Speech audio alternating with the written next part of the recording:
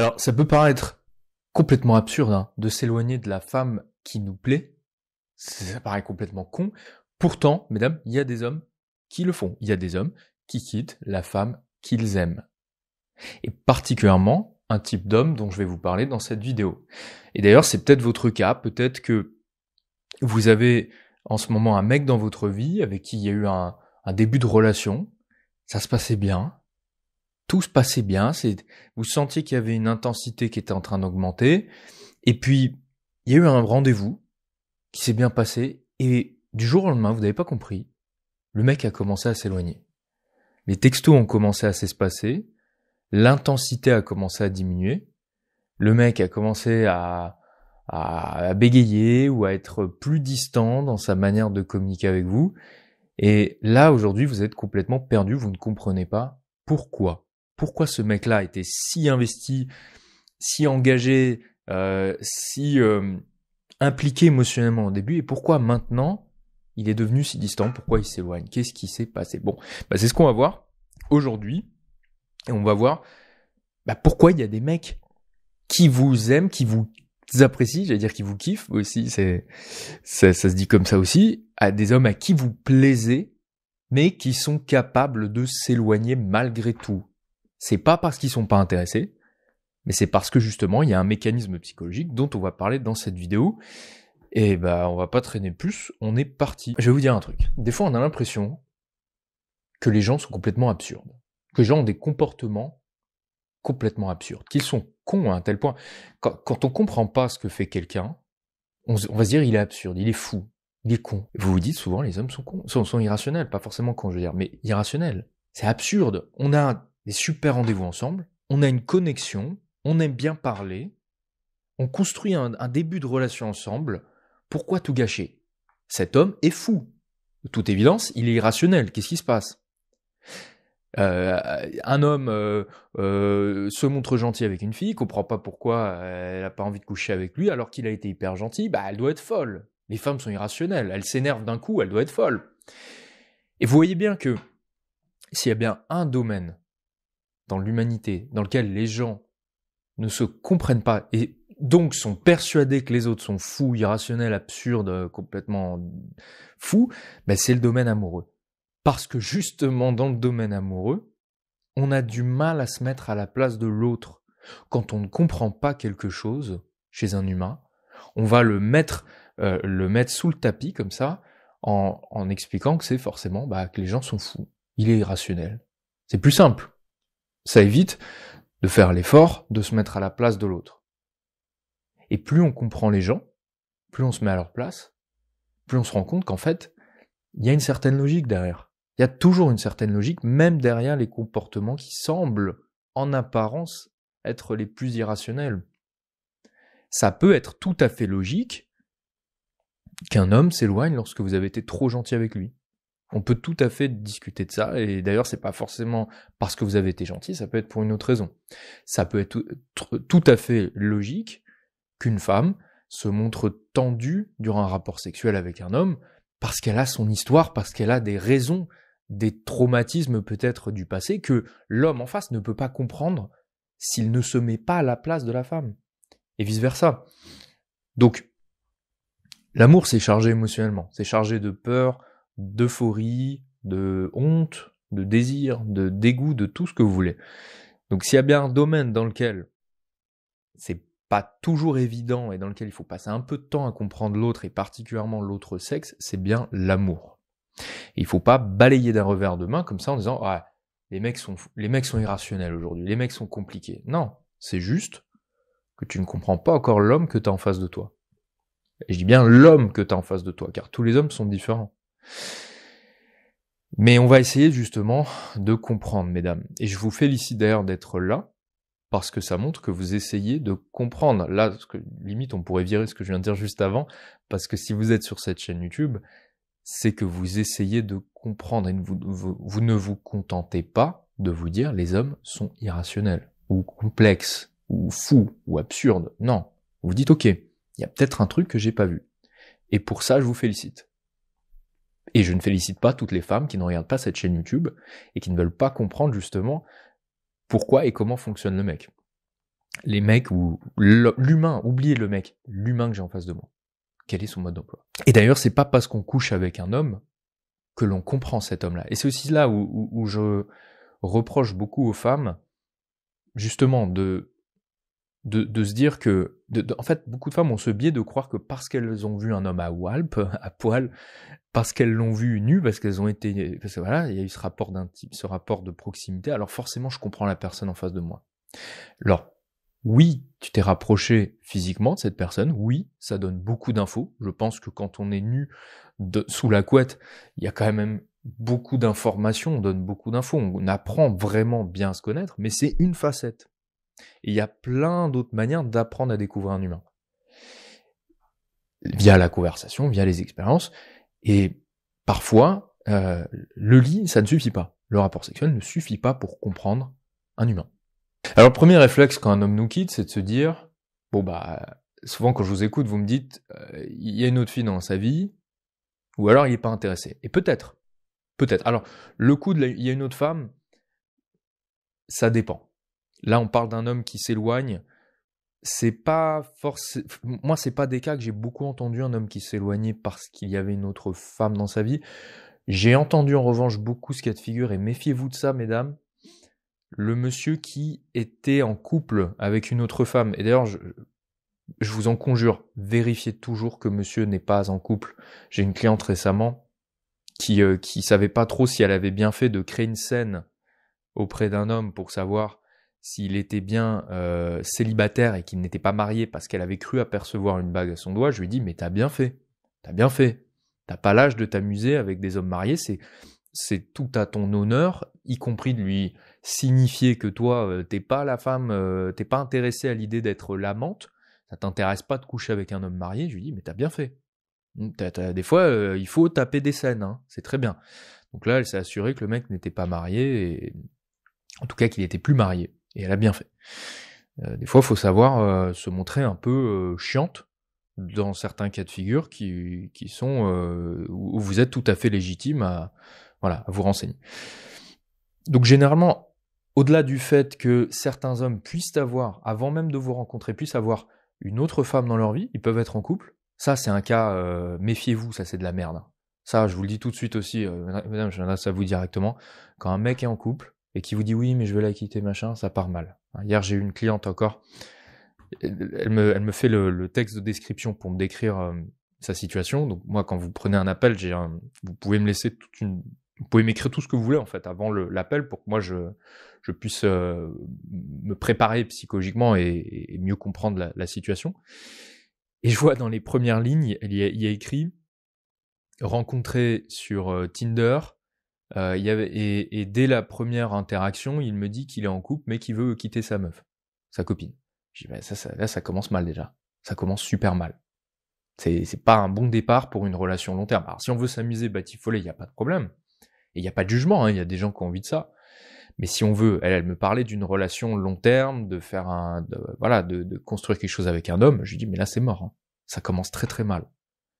Enfin, je dis pas que c'est mort, il y a eu d'autres éléments par la suite. Mais là, c'est juste le premier réflexe que j'ai eu, je lui ai dit, mon premier réflexe, je te le dis sincèrement, hein, t'es avec moi au téléphone, je te le dis, mon premier réflexe, c'est de me dire, ça commence mal. Voilà. Donc un homme marié, un homme en couple, un homme qui vous dit, oui, il y a une femme dans ma vie, mais t'inquiète, je vais la quitter. Voilà. Je suis là pour vous rappeler, mesdames, hein, vous le savez intuitivement, vous n'avez pas besoin de moi, mais je leur dis quand même, ça commence très mal. Peu importe ce qu'il vous dira, ça commence très mal. Et généralement, il ne la quittera pas. Il ne la quittera pas parce non pas qu'il ne vous apprécie pas, mais il a quelque chose avec elle qu'il ne retrouvera pas chez vous. Et vous plus elle, ça donne une situation parfaite. La stabilité avec ma copine, mon officiel, et la passion avec la nouvelle. Femme partenaire, femme dépanneuse. Et vous voulez pas être la moitié d'une relation ou d'une situation amoureuse. Vous voulez être la femme partenaire avec qui il partage tout. Donc évitez ces situations, mesdames. Donc généralement, si on n'est pas dans un cas de figure où l'homme vous a dès le départ prévenu qu'il était en couple, moi je crois assez peu qu'il y aura pas cette situation où il en a rencontré une nouvelle et il se barre avec elle. Donc, outre la situation du mec en couple qui aurait pu être anticipé dès le début. Généralement, c'est pas quelque chose que vous allez souvent rencontrer. C'est pas l'explication que je privilégierais en premier pour décrire un éloignement d'un homme. Par contre, il peut effectivement ne pas être si intéressé que ça. Et c'est pour ça que je vais vous donner des indices pour savoir, est-ce que j'ai face à moi un homme à qui je plais, mais il s'éloigne pour la raison qu'on verra après, ou alors un homme qui en a strictement rien à faire de moi. Je vais vous donner plusieurs indices. Déjà, il vous a prévenu dès le début. Il vous a prévenu dès le début, alors ça c'est la plus importante, hein, écoutez bien. Typiquement, les mecs qui vont ce que j'appelle vous sortir la rhétorique du mec du père. La rhétorique du mec perdu. Il est perdu dans sa vie, tu sais en ce moment c'est compliqué, ma grand-mère est malade, et puis avec l'inflation, tu sais, c'est compliqué d'aller boire un café parce que les prix ont augmenté. Mais par contre, t'inquiète pas, d'ici peu, ma situation va s'améliorer, on pourra faire des trucs. Donc ça c'est pas une bonne rhétorique, pas bon. Ou dès le départ, quand le mec vous a expliqué que lui c'était un mec casanier, il aimait bien rester à la maison, il aime bien rester au lit d'ailleurs, hein. Ou alors son ex, elle était très exigeante sur les messages, hein. Il essaie de vous faire entrer dans la tête l'idée que moi il y aura pas de message, hein. T'attaches pas trop vite. En gros, il veut vous dire t'attaches pas trop vite. Les mecs vous donnent souvent, dès le début, leurs intentions.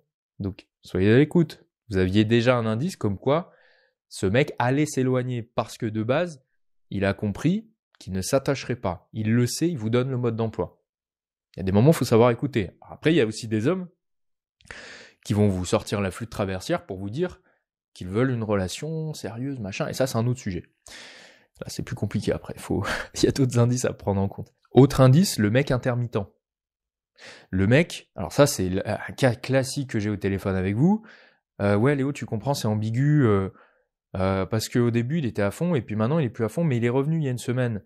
Et puis il m'a envoyé un petit texto mignon, mais à chaque fois qu'il me parle, c'est toujours bien. Mais c'est vrai que pendant 2-3 semaines, j'ai plus de réponse. Bon bah vous arrêtez là. Mais bon, il y a des femmes qui s'attachent en se disant c'est ambigu. Non, c'est pas ambigu, c'est très clair pour moi. Moi vous me parlez de ça, je vois tout de suite. C'est très clair. S'il était réellement intéressé, il y aurait des messages régulièrement. Donc là, le fait qu'il se barre, qu'il revienne, qu'il se barre, qu'il revienne, c'est quoi? C'est à votre avis, qu'est-ce qu'il fait là? Il vous tient sous le coude pour quand ça l'arrangera de revenir vers vous parce que il aura pas trouvé mieux et que finalement c'était bien sympa de coucher avec vous. Voilà. Ça, c'est un indice d'un mec qui s'éloigne mais qui n'est pas intéressé. Hein, on n'est pas dans le cas précis du titre et de l'objet de cette vidéo, d'un homme qui s'éloigne, mais à qui vous plaisez. Je vais y venir, vous allez voir. Et maintenant, je vais vous donner plusieurs indices qui peuvent laisser penser que ce mec-là s'éloigne cette fois, mais qu'il est réellement intéressé, qu'il y a un fort niveau d'intérêt pour vous. Je vais vous en donner plusieurs, 2 notamment. Si vous avez senti de l'émotion, à un moment donné, au début, au milieu, peu importe, il y a une forte implication émotionnelle. Moi, je dis tout le temps, quand il y a de la vie, il y a de la... J'allais dire, quand il y a de la vie, il y a de la joie, il y a de la vie, il y a de la joie. Je sais pas d'où ça sort. Il y a de la vie, il y a de la joie. J'allais dire, quand il y a de l'émotion, il y a de la vie. Tant qu'il y a de l'émotion, il y a de la vie dans la relation entre vous et lui. C'est pour ça, l'implication émotionnelle, c'est quelque chose, c'est vraiment là-dessus que j'ai mis le curseur avec charme féminin. Moi, quand j'enseigne le charme féminin aux femmes, je leur explique vraiment comment susciter des émotions chez les hommes. Et paradoxalement, je trouve que les femmes ont beaucoup de mal avec ça. Elles savent attirer un homme, se faire belle, se faire sexy. Elles ont beaucoup de mal à susciter des émotions. Et après, elles me disent, je comprends pas, il est peu expressif, il est peu machin. Ouais, mais c'est un vrai sujet, ça. Je pense que les femmes on leur a appris, il y a une culture, il y a une société qui a vachement poussé les femmes à apprendre comment attirer les hommes, mais très peu comment les charmer durablement. Alors, si ça vous intéresse, je vous mets un lien juste en dessous. Mais si vous avez ressenti des émotions, mesdames, vraiment, si vous avez ressenti des émotions, peu importe, alors là, pour le coup, quelle qu'elle soit, sauf la colère, et encore.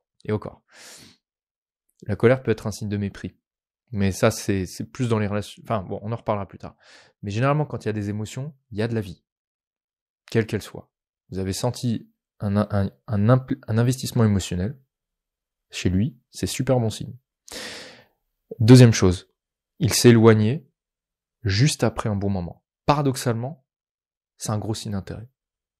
et c'est là on va rentrer dans le vif du sujet, ne croyez pas que ce soit un signe de désintérêt. Un homme qui s'éloigne après un moment de forte connexion que vous avez eu tous les deux, une conversation profonde que vous avez tous les deux, un moment magique que vous avez partagé. Parfois, j'ai des clientes qui m'ont parlé d'un voyage. Ils reviennent tous les deux d'un voyage ou d'un week-end tous les deux. Là, c'est des relations un peu plus avancées. Et là, il a commencé à s'éloigner. Mais ça peut être, je vous dis, ça peut être après une belle conversation, après avoir passé 3 heures à discuter, d'avoir des sujets très profonds, il s'est livré sur son enfance, etc. Après avoir rencontré ses parents. Qu'est-ce que je peux vous donner d'autre comme exemple, que j'ai entendu souvent. Après s'être livré, ça je l'ai déjà entendu. C'est comme s'il y avait eu un palier qui avait été atteint. Notez bien ce mot-là. Il y a eu un palier qui a été atteint. Et vous l'avez senti comme tel. Et lui, il l'a forcément ressenti. Et ça lui a mis la pression. Pourquoi ? Parce que monsieur s'est senti coincé. Il a l'impression d'avoir débloqué un niveau en dessous duquel il ne pourra plus revenir. L'effet cliquet. Je vous avais parlé il y a quelques mois sur ce magnifique tableau. Je vous avais fait un schéma avec l'effet cliquet. L'effet cliquet, qui est une métaphore qui est beaucoup utilisée pour parler du niveau de vie chez les gens qui gagnent en ressources, qui deviennent plus riches, et qui décident d'augmenter leur niveau de vie de manière proportionnelle avec leur augmentation de revenus. Et le problème, c'est qu'une fois qu'on a augmenté son niveau de vie, c'est très dur de revenir en arrière. Quand on est passé d'un studio à un 2 pièces à Paris, bon courage pour revenir dans un studio. Hein. Clin d'œil, faites-nous des petits commentaires, les Parisiennes, si vous voyez de quoi je veux parler. Très très dur, impossible. Hein. Revenir à un 2 pièces à un studio, franchement impossible. Et parce qu'on a franchi le palier. Et en fait, c'est un effet cliquet, c'est-à-dire on a ouvert la trappe, on est passé, et après, bam, ça s'est refermé, on peut plus revenir en dessous. C'est bloqué. Ça c'est très connu. Les gens qui augmentent leur niveau de vie trop vite, très compliqué de redescendre. C'est très facile de monter en niveau de vie, très difficile de redescendre. Pourquoi je vous parle du niveau de vie ? Parce qu'en fait, cet effet cliquet, ce point de non-retour, il y a des hommes qui le ressentent, qui l'anticipent dans leur relation amoureuse. Qui se disent « Oh putain, là, on a vécu ce moment qui effectivement était très fort, je me suis laissé emporter. J'ai adoré ce moment, sincèrement, cette conversation, cette expérience qu'on a vécue ensemble. Lui présenter ma mère, c'était un super moment. Et maintenant, je me dis, oh putain, dans quoi je m'embarque ? Est-ce que je peux revenir en arrière de ça ? Et si je peux plus revenir en arrière, ça veut dire quoi ?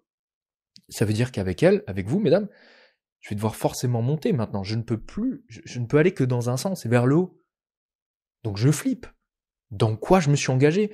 Je dis pas, là je parle comme si j'étais lui, je dis pas j'adore, c'est génial, je passe des super moments, cette femme est excellente, il n'y en a pas d'autres en ce moment dans ma vie, mais est-ce que je suis sûr là à 100% que je suis prêt à partir dans cette trajectoire et me fermer toutes les portes ? C'est ça qui fait flipper, mesdames. L'angoissé indépendant, moi je l'appelle comme ça, l'angoissé indépendant. Deux leviers à comprendre. D'un côté, chez l'angoissé indépendant, d'un côté, vous avez sur les émotions positives. Les gens sont de toute façon entraînés par les émotions positives et ils essaient de fuir les émotions négatives. Vous voulez comprendre les humains, mesdames, appliquez ce principe-là. Hein. Principe de base. Quand vous voulez comprendre un humain, les humains cherchent à maximiser leur plaisir et diminuer la douleur. Hein. On est très très con hein, à ce niveau-là. On est plus complexe, évidemment, sinon cette chaîne YouTube n'existerait pas. Mais si vous voulez, le premier niveau d'analyse, la première grille de lecture, c'est chaque humain, tout humain cherche à maximiser le plaisir, diminuer la douleur. L'angoissé indépendant, vous comprenez dans le titre, hein, il est guidé par le plaisir, c'est quoi ? L'amour de l'indépendance, l'amour de la liberté, de ce sentiment de liberté. Très souvent, plus un homme a d'opportunités, plus un homme est attirant, plus il va avoir cet amour de la liberté. Très souvent. Vous prenez un homme qui est, on va dire, sollicité par d'autres femmes, un homme qui a une vie assez trépidante, un homme qui a un boulot prenant, un homme qui a des passions. Généralement, ces hommes-là, ils ont beaucoup à perdre. Hein. Leur indépendance, elle est là. Et de l'autre côté, on cherche à diminuer la douleur, l'angoisse. Et en fait, ce qui se passe, c'est qu'il y a des hommes pour qui l'indépendance, l'autonomie, pour eux, c'est une manière de contrôler. Des gens qui sont angoissés et pour qui le seul moyen de diminuer les angoisses, c'est de contrôler. On peut repartir sur les styles d'attachement évitants, effectivement, on peut faire un lien, là, si vous voulez, là-dessus. Je suis tout à fait... encore une fois, je pense que ce mot-là, il est utilisé parfois à tort et à travers, mais la théorie du style d'attachement, elle est pertinente, elle est utilisée dans la littérature scientifique, dans le domaine amoureux, dans le domaine des relations, ou dans le domaine des relations, pas que homme-femme, mais avec les parents, évidemment. Lorsque vous avez un enfant qui a grandi dans un environnement dans lequel il ne pouvait pas dépendre de sa figure d'attachement pour diminuer ses sources d'angoisse, et que son seul moyen, c'était de faire preuve d'autonomie, qu'il ne pouvait pas déléguer la régulation de ses propres émotions négatives, qu'il devait gérer ça tout seul. Il a donc appris à se créer une petite forteresse autour de lui, en faisant en sorte de tout contrôler. En anglais, on dit les control freaks, les gens qui ont besoin de tout contrôler, souvent des gens très perfectionnistes. Ce profil d'homme-là, vous comprenez bien à quel point son autonomie, c'est même plus une question de plaisir. Là, c'est fuir la douleur. Si je perds mon autonomie, mon indépendance, je perds le contrôle. Si je perds le contrôle, ma survie est en jeu. Elle l'a été pendant des années quand j'étais enfant. Il y a peut-être eu des traumatismes qu'on appelle des traumatismes développementaux, c'est-à-dire des traumatismes qui, c'est pas des choses qui sont arrivées d'un coup comme ça, boum, il y a eu un événement qui a produit quelque chose chez moi. C'est souvent des processus qui mettent du temps à se mettre en place, suite à des négligences, suite à des parents qui étaient pas toujours présents. Vous voyez, beaucoup de traumatismes. On pense beaucoup que le traumatisme, c'est toujours un événement spontané. Pas forcément. Et ça, justement, c'est quelque chose de très sous-coté, très ignoré dans la psychologie. On en parle assez peu. Cette dimension plus, j'ai envie de dire, plus longitudinale du traumatisme. On en reparlera un peu plus tard. Donc, monsieur, il a l'amour de sa liberté, parce qu'il y a beaucoup à perdre. Ça lui procure beaucoup de plaisir. Et de l'autre côté, il a l'angoisse de perdre le contrôle. Là, vous avez les deux ingrédients pour avoir un homme qui fuit lorsque il est attiré. Mais c'est pas parce que vous lui plaisez qu'il fuit. Ça n'a rien à voir. C'est pas pour ça qu'il s'éloigne. Ça, effectivement, ce serait absurde. Il lui manque une troisième variable. La troisième variable, c'est parce que il se sent embarqué dans une trajectoire, dans un chemin duquel il ne pourra plus revenir. Avec l'effet cliquet. Une fois que j'aurai passé, et j'ai l'impression là d'avoir passé la trappe et qu'elle s'est refermée derrière moi. Et ça me fait flipper. Donc qu'est-ce que je fais? Et puis j'ai peur parce que cette femme-là, je l'adore. Et si ça se trouve là, elle est en train de se projeter avec moi, de se faire des films, et je veux pas lui faire du mal. Donc je vais tout de suite commencer à m'éloigner, mais je vais rien lui dire. On va voir pourquoi d'ailleurs dire. Mais je vais doucement l'habituer à pas trop justement s'habituer à ce que ça augmente crescendo, toujours plus. Après, ça va faire comme ça. Et moi, je peux pas, je contrôle pas, ça va trop vite. Je perds le contrôle. Ça monte trop vite. Et alors, pire, quand les femmes, ça c'est quelque chose dont je vous parle aussi beaucoup au téléphone, quand les femmes vont avoir un discours assez générique pour dire qu'elles veulent une relation un peu plus soutenue, qu'elles veulent un peu plus d'investissement, c'est des mots valises qui font terriblement peur à ce type d'homme-là. Parce qu'en plus, chacun utilise des mots qui ne comprennent pas, en fait, sur lesquels ils sont pas raccords. Vous utilisez ces mots-là, mais ça se trouve, lui, quand vous utilisez ces mots-là, il pense à autre chose. Alors que vous pensez à un truc. J'avais une cliente récemment, divorcée, elle voulait une belle relation avec un homme. Elle lui a formulé avec ses mots, mais elle l'a mal exprimé. Du coup, lui croyait que ce qu'elle voulait, c'était forcément vivre ensemble. Alors qu'en fait, pas du tout. Elle voulait juste une relation où elle n'était pas, on va dire, juste une femme dépanneuse. Donc, mais c'était pas hyper bien exprimé. Alors pourquoi il m'en parle pas? C'est ça la vraie question. Pourquoi cet homme-là ne m'a pas parlé de ses angoisses et de ces choses-là que je suis en train de vous décrire comme si j'étais lui? J'essaie de vous en parler comme si j'étais cet homme-là. Qu'est-ce qui peut se passer dans sa tête? Pour une raison très simple. Pourquoi il ne vous en parle pas? Parce que ça se trouve, il n'a même pas conscientisé ce que je vous dis là. Là, ce que je suis en train de faire devant vous, la plupart des mecs, ils n'ont pas pensé à ça. Parce que tout à l'heure, je vous disais, on a l'impression que les gens sont absurdes parce qu'on ne cherche pas à les comprendre. Mais il y a aussi énormément de gens qui ne cherchent même pas à se comprendre eux-mêmes. Et la plupart des hommes, aussi intelligent soit-il, c'est pas leur sujet de prédilection, d'essayer de comprendre mon vécu émotionnel, mon développement, mon enfance, etc. Ça ne les intéresse pas. Et je ne juge pas vraiment quand je dis ça, ce n'est pas un sujet qui intéresse les hommes. Donc ne vous attendez pas à ce que les hommes aient ce niveau d'introspection et donc de capacité à exprimer très clairement avec vous ce qu'ils ressentent. Est-ce que c'est une immaturité émotionnelle, pardon ? Non, je ne crois pas. C'est pas une immaturité émotionnelle, c'est simplement un manque d'intérêt. Ils ne sont pas intéressés parce qu'ils n'ont pas forcément besoin non plus. Beaucoup d'hommes n'ont jamais eu besoin de se poser ce genre de questions. Ça ne les empêche pas d'avoir des relations avec vous, ça ne les empêche pas de coucher avec vous, ça ne les empêche pas d'avoir des relations longues avec vous parfois. Après, oui, ça pose des problèmes plus tard dans la relation où on se retrouve avec un homme qui ne dit rien, qui n'exprime pas ce qui va pas, qui ne sait pas gérer le conflit en amour. Et ça, vraiment pour le coup, c'est une forme... La gestion des conflits en amour, c'est une forme d'intelligence émotionnelle assez élevée. Hein. Pour les hommes comme pour les femmes, c'est pas facile.